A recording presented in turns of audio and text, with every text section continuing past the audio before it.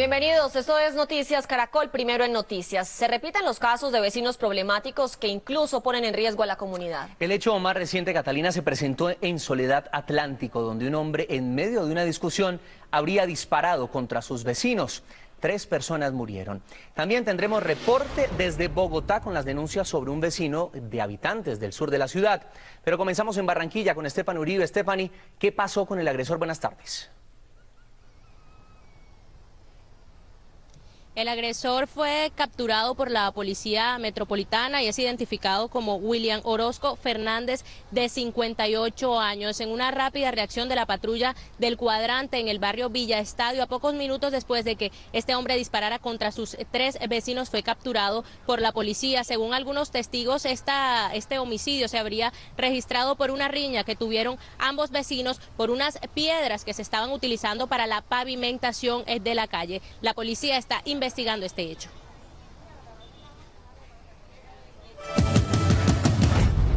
La balacera se registró en este sector residencial de Soledad Atlántico. Según testigos, Daiver Joseph Caballero, de 30 años, se encontraba junto a su familia pavimentando la calle frente a su casa, cuando inició una discusión con un vecino que le reclamó por dejarle piedras abandonadas cerca de su vivienda. Estaban discutiendo por las piedras que le habían quedado en la terraza de él. Cuando el hombre se acerca, le dice que entra y busca el revólver y empieza a hacer tiro. Entró hasta allá, cogió al niñito, le pegó en la frente con el revólver. En el lugar de la discusión murieron Daiver Caballero, su suegra de 54 años y su suegro Fernando Herrera, de 53 años. Días anteriores, el jueves anterior, pues habían tenido una serie de discusiones, de palabras. Hoy realizaban un trabajo de pavimentación, es el acuerdo que hay entre las cuadras de pavimentar el frente de cada uno de sus casas. El hombre de 58 años señalado de disparar fue capturado por la policía. De manera inmediata reacciona la patrulla del cuadrante, llegando al lugar de los hechos y pudiendo darle captura a este sujeto, incautando un arma de fuego tipo revólver con 5 cartuchos, una vainilla, pero ya anteriormente había percutido 6 cartuchos más, entonces con lo que le ocasionó la muerte a estas personas. La cuadra donde se presentó la riña permanece acordonada para evitar nuevas alteraciones del orden. Las autoridades señalaron que el supuesto agresor se encuentra en la unidad de reacción inmediata de la Fiscalía. Han señalado las autoridades que Soledad es el municipio en donde más se registran este tipo de hechos de intolerancia. La Policía Metropolitana además viene realizando todo un trabajo de integración entre los vecinos y capacitaciones sobre todo el tema de convivencia, seguridad y mucho más la tolerancia. Información que registramos desde el área metropolitana de Barranquilla. Stephanie Uribe, Noticias Caracol. Stephanie, gracias. Y fíjese que también en Bogotá, habitantes de un conjunto residencial en el sur de la capital aseguran que uno de sus vecinos les robó la calma. Vamos en vivo con Diana Rodríguez. ¿De qué acusan a esa persona, Diana? Catarina, buenas tardes. Pues mire, lo acusan de insultar a los vecinos, de agredirlos, de mostrarles armas de fuego y cortopunzantes, de molestar a los niños y hasta amenazarlos. La situación es tan preocupante para los habitantes de este conjunto residencial que algunos hasta han optado por no salir del apartamento cuando este hombre está cerca. Conozcamos la historia. Mauricio Camelo vive en el conjunto Tintalá hace 17 años y asegura que siempre había considerado su hogar un lugar seguro, pero desde el 2011 un vecino le ha robado la paz, pues según su relato, Boris San Miguel, de 38 años, se droga en las zonas comunes de la unidad. Cada vez que él está en su estado de mayor excitación empieza pues obviamente a agredir las personas, los menores. Como él, muchos vecinos aseguran que Boris los molesta constantemente. Me insulta, me timbra a cualquier hora de la noche. Hasta que ocurra una tragedia estilo Manotas del norte, para que ya las autoridades tomen acciones contra él. Noticias Caracol habló con Boris San Miguel, el hombre acusado por sus vecinos. Él asegura que son ellos los que lo acosan frecuentemente. Que consuma o no consuma sustancias alucinógenas, todo el mundo lo puede hacer. El problema ya ha sido puesto en conocimiento de las autoridades. Se han hecho las citaciones, incluso se han hecho las conducciones a esta persona. Ha sido claramente amonestado en privado. Mientras tanto, los denunciantes piden en nombre de las 500 familias que viven en el lugar poder recuperar la tranquilidad y que los entes encargados les den una solución antes de que haya una situación que lamentar. Esta es una noticia en desarrollo de Noticias Caracol.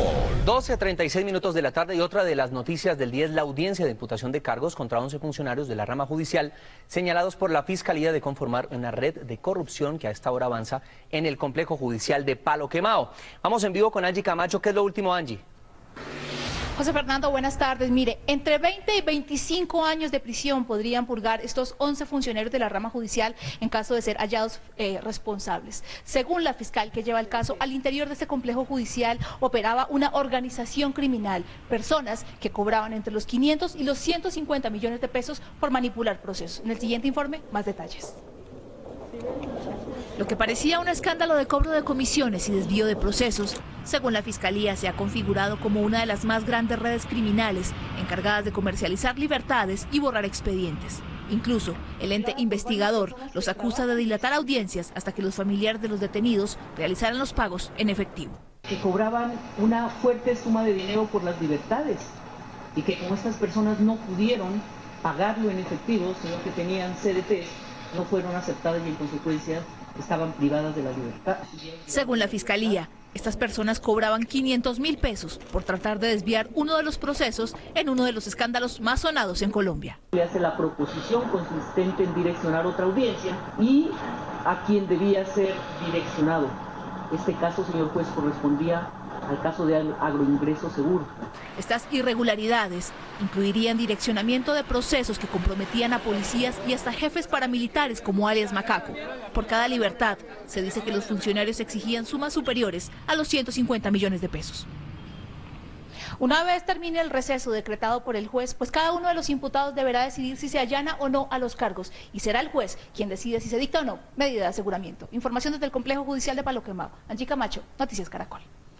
Angie, gracias. Y en otros hechos, una intensa búsqueda adelantan los organismos de socorro en Buriticá, Antioquia, tras una luz que sepultó a varias personas que trabajaban en una mina de oro. Vamos a ir en vivo con Diana Pérez a Medellín. Diana, ¿cuál es el reporte hasta el momento?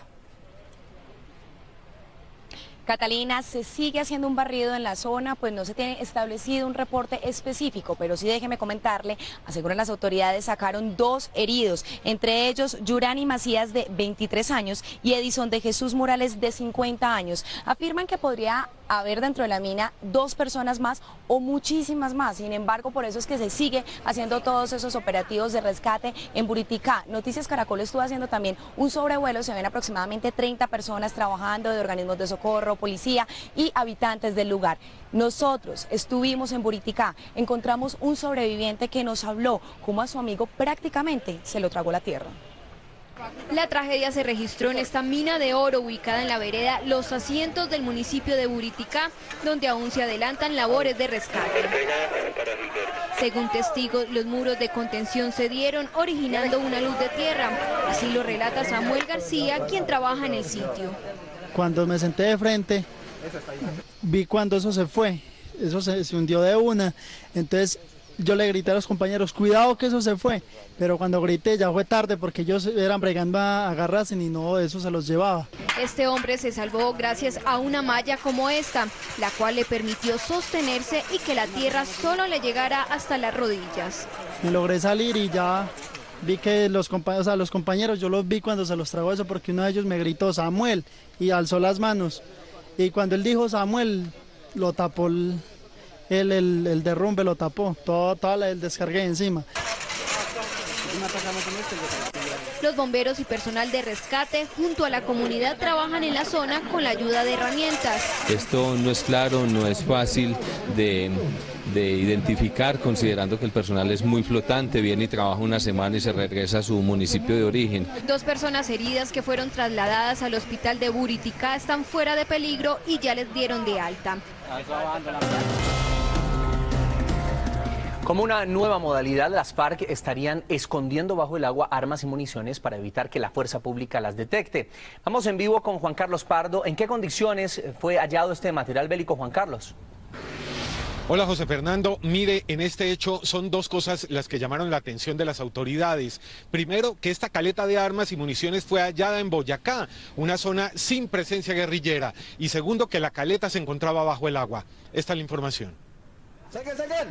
En un operativo relámpago, hombres del Gaula de la policía llegaron a esta finca en zona rural del municipio de Toca, en Boyacá, con información de una caleta de armas y municiones que pertenecería a las FARC.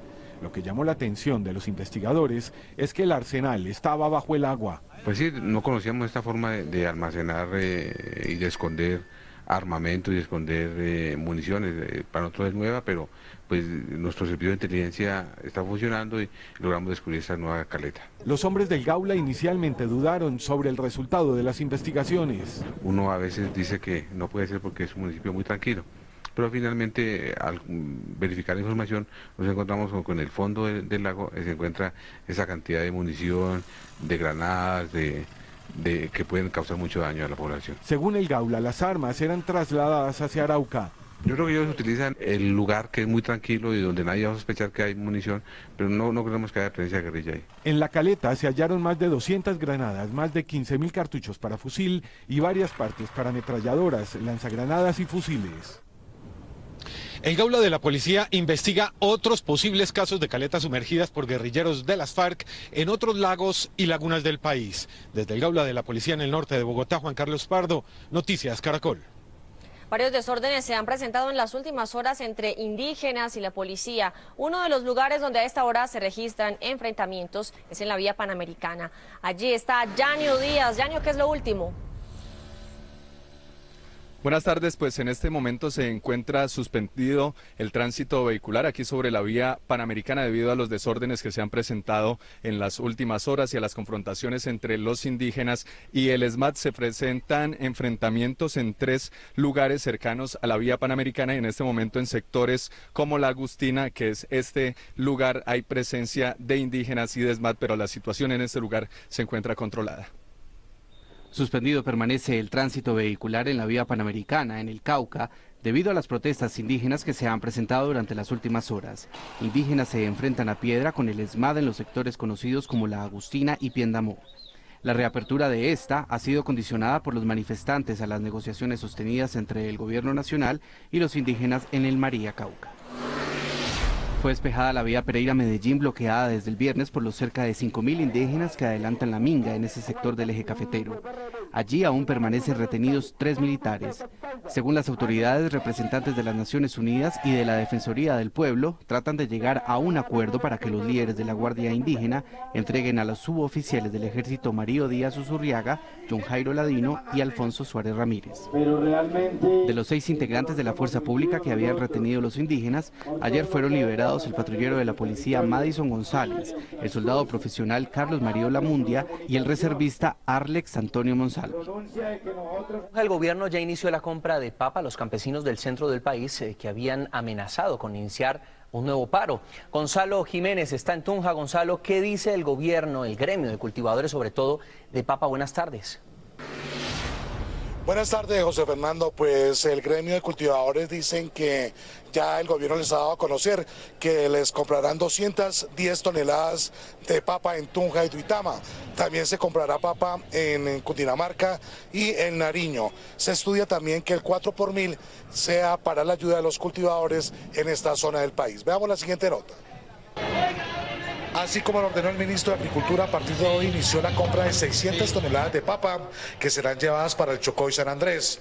Los paperos del centro de Boyacá esperan que el precio de la papa mejore. La más cara que está a 20.000 pesos. De ahí para atrás corre el precio 15.000 hasta 10.000 pesos. El ministro afirmó que la próxima semana iniciará la compra de papa en Nariño y Cundinamarca. Las toneladas serán las que el mercado de alguna manera manifieste de acuerdo a la evolución de los precios. De modo que cuando se estabilice el mercado, cuando se recupere el precio natural de la papa, entonces pues estas medidas cesarán. César Pachón, líder de los paperos en Boyacá, comunicó que mientras el gobierno les cumpla con los 12 puntos pactados, no volverán a realizar más paros. Que sea a los campesinos de las bases a quien se le compre, porque ya ellos están asociados, están en una base de datos y nosotros los conocemos perfectamente. El gobernador de Boyacá, Juan Carlos Granados, aseguró que él estará como veedor de este pacto.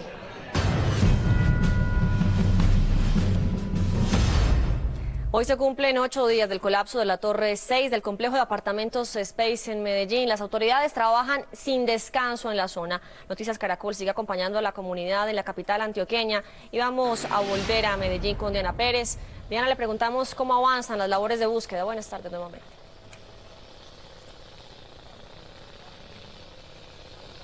Así es, Catalina. Nosotros también en Noticias Caracol seguimos las 24 horas del día pendientes, informándoles minuto a minuto. Hoy se cumplen 8 días de esta tragedia, pero mire, las autoridades siguen tomando medidas con la Torre 5, que también podría colapsar. En horas de la noche, de la madrugada y de la mañana inyectaron cemento, concreto, en los 3 primeros niveles con el fin de que se soporte, esté bastante fuerte y no colapse. Pues aseguraron que una vez se seque este concreto, van a traer maquinaria pesada y así remover los escombros. Recordemos que en todo lo que va de este tiempo ya son 700 toneladas de escombro que han removido manualmente. Igualmente aseguran que una de las opciones es cavar un túnel hasta donde posiblemente podrían estar las víctimas y sacarlas. Son algunas de las posibilidades que tienen las autoridades y que siguen pensando en el rescate de esas 10 víctimas que continúan aquí atrapadas. También enviaron un comunicado la aseguradora de aquí de la constructora, donde afirma que le van a responder en totalidad a los de la Torre 5 y 6 y a los de la Torre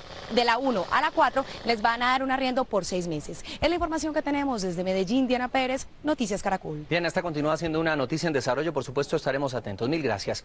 A través de una entrevista revelada por el Ministerio de Trabajo, un reconocido exfutbolista de Santa Fe asegura que fue explotado y víctima de trata de personas en Europa.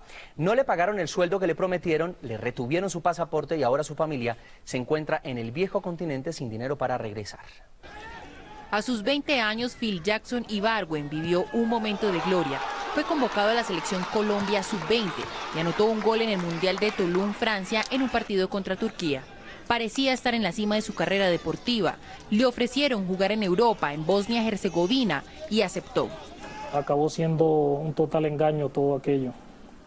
Estuve primeramente 5 meses, del cual recibí solamente un salario. Según él, fue engañado por el empresario. Lo hicieron firmar otro contrato para extender su temporada en este club, pero dijo que se aprovecharon de que no entendía el idioma. Me querían obligar a entrenar con ellos sin seguro, sin salario. Con lágrimas contó la tortura que vivió. Pasó a otro equipo y afirma que fue peor porque lo querían obligar a jugar lesionado. Por eso decidió regresar a Colombia, pero su familia continúa en Europa. Le he estado mandando, pero ha sido muy difícil porque son doble gasto. En un comunicado, el Ministerio de Trabajo dijo que ese futbolista fue víctima de trata de personas. Le vulneraron sus derechos de locomoción, a libertad de actuación y determinación, afectando así su dignidad y convirtiéndolo en una víctima de la trata de personas. Por ahora espera volver al fútbol colombiano y olvidar este amargo capítulo. Sin luz está nuevamente la población de Tumaco, en Nariño, por un atentado contra una torre de energía. Así lo reportó el gobernador del departamento, Raúl Delgado Guerrero.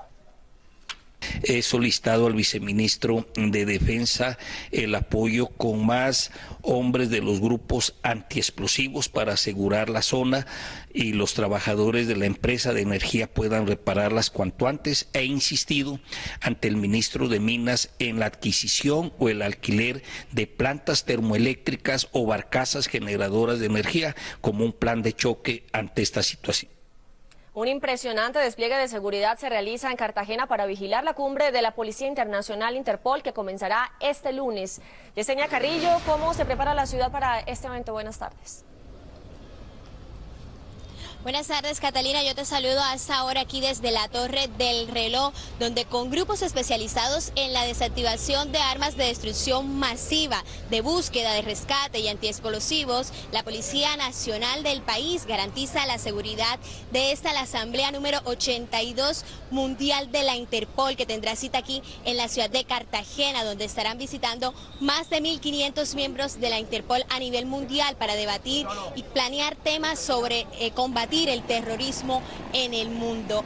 Alta tecnología estará garantizando la seguridad aquí en la zona norte, zona turística y en el centro de convenciones donde se va a desarrollar este evento, con robots especializados en desactivar armas, explosivos, todo eso garantizando aquí la seguridad para estos visitantes. En otras noticias de la ciudad de Cartagena, en menos de 12 horas, la Fundación UCI Doña Pilar reportó la muerte de 2 menores de edad que ingresaron a este centro asistencial con síntomas de dengue grave. Las autoridades aseguran que en menos de este mes han reportado ya 59 casos de dengue en menores de edad. Además, la muerte de estos 3 niños de 8, 12 y 6 años. Las autoridades hacen recomendaciones a todos los cartageneros para que miren cuáles son los síntomas como fiebre alta y brotes en la piel. Es la información hasta ahora desde Cartagena. Yesenia Carrillo, Noticias Caracol. Yesenia, mil gracias. El CTI de la Fiscalía allanó en las últimas horas la casa de Juan Francisco Gómez, gobernador de La Guajira, detenido por los presuntos delitos de concierto para delinquir, homicidio agravado y nexos con paramilitares. Estas fotografías suministradas por el Diario del Norte muestran el momento en que investigadores del CTI, acompañados del Ejército Nacional, allanan la residencia ubicada en el municipio de Barrancas. El gobernador de La Guajira fue capturado el sábado pasado.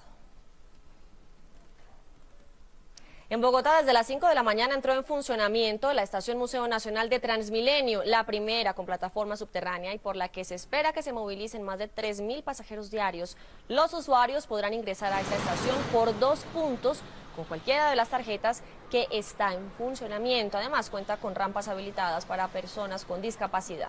La ruta que corresponde al Museo Nacional es la M7L7, que inicia desde el portal del 20 de julio y finaliza en la nueva plataforma ubicada en la carrera séptima con calle 28.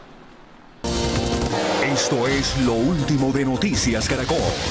1:26, mucha atención. Una avioneta que, según las autoridades, cumplía labores de erradicación de cultivos ilícitos, aterrizó de emergencia en el departamento de Caquetá. Según las primeras informaciones, desconocidos dispararon contra la aeronave. En el ataque, el piloto resultó herido y fue trasladado a un centro asistencial en Mocoa, Putumayo. La avioneta, que era escoltada por helicópteros de la Policía Antinarcóticos, no sufrió mayores daños. Esta es una noticia en desarrollo. La Comisión Nacional de Precios de Medicamentos dio a conocer que el valor de los 66 fármacos sería regulado antes de que finalice el año. La medida beneficiaría a pacientes que sufren de problemas como gastritis, colesterol, epilepsia, diabetes, Alzheimer y algunas enfermedades huérfanas. El Ministerio de Salud explicó que se escogieron estos fármacos porque tienen los recobros más altos. Para consultar la lista completa, ingrese a www.noticiascaracol.com.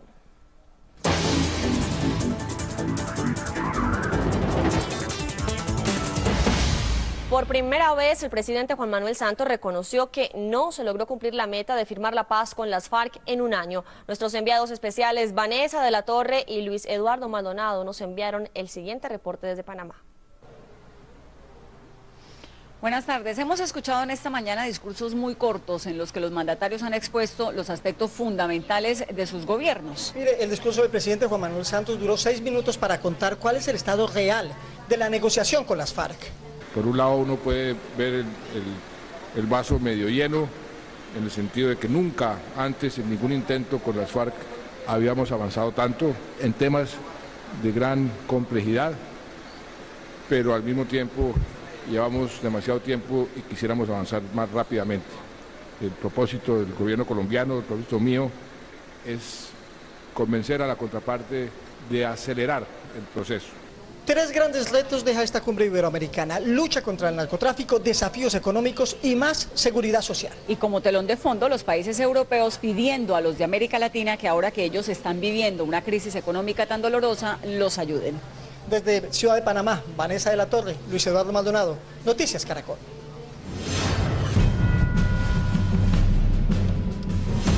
7 colombianos esperan en cárceles chinas que llegue el día de su ejecución. Están condenados a la pena de muerte.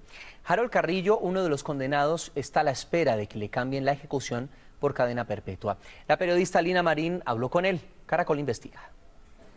Volver a ver a un familiar que está lejos y condenado a muerte es un sueño casi imposible para las 7 familias colombianas que tienen a sus seres queridos en cárceles chinas. Es el caso de Luz Farid Celis, quien espera que en noviembre definan si ejecutan o le cambian la pena a su esposo Harold Carrillo. Con una incertidumbre muy grande, porque así nos digan de que le dieron cadena perpetua, sería un poco de tranquilidad saber de que ya le conmutaron la pena. En el 2010, Harold fue detenido por llevar 1.700 gramos de pasta de coca a China. Desde la ciudad de Cantón, donde paga su condena, habló por vía telefónica con Noticias Caracol. Me cuento que la situación de todos nosotros los extranjeros aquí es muy crítica. Nosotros, además de estar privados de la libertad, nosotros somos esclavos, mucha humillación, demasiada humillación, sometimiento. Nos han prohibido hasta orar, nos tienen prohibido una cantidad de cosas que es inaudito. En el barrio Alfonso Bonilla, en Cali, donde Harold vivía, su familia escucha atenta esta corta conversación. No conocían muchos detalles de su vida en la cárcel, pues no hablan de problemas. Madre e hija, sin saber cómo ayudarlo, empezaron a recoger firmas para apoyar la repatriación. Estamos recogiendo las firmas, a ver si usted nos colaboraba. Pienso que con el tema ahora de la repatriación, pues siente uno como que hay una luz, como que un poquito de que si él lo logren mandar para Colombia, pues a pagar su condena, pues sería muy bueno porque no tenemos los medios económicos para ir a visitarlo. Desde el 2011, la familia Carrillo Celis espera un milagro, que la pena de muerte a Harold Carrillo sea conmutada y que algún día se firme la repatriación. En el 2011, el sistema penal chino anunció que daría un plazo de 2 años para evaluar el comportamiento de Harold y determinar si sería o no ejecutado. Le condenaron a la pena de muerte. Cuando el gobierno colombiano brincó, pues que por qué esa clase de condena, entonces China le respondió de que en 2 años me suspendían esa pena y aún yo sigo condenado a muerte. Según datos de Amnistía Internacional, China es el país que más aplica la pena de muerte, con más de 1000 ejecuciones cada año. Un grupo de familias colombianas inició una campaña en internet para la abolición de esta práctica. Pero mientras se define algo, a condenados como Harold solo les queda esperar y trabajar. Aquí la consigna, el deber y la obligación es trabaje y trabaje y produzca y produzca. Hay del que no trabaje, el que no trabaje, al que no quiera trabajar le va muy mal. Hasta 2 trabajos al mismo tiempo. Entonces es como un sistema de negocio, para que produzcamos y trabajemos para ellos. Yo ayudo a armar audífonos. El gobierno colombiano, a través de la Cancillería, sigue pidiendo que no se aplique la pena de muerte a los nacionales. Las familias no pierden la esperanza de que sus esfuerzos den fruto. Así llegamos al final. Estas fueron las noticias. Nos vemos a las 7 de la noche con una nueva edición informativa. Ya viene la red. Esto es Noticias Caracol, primero en noticias. Feliz tarde.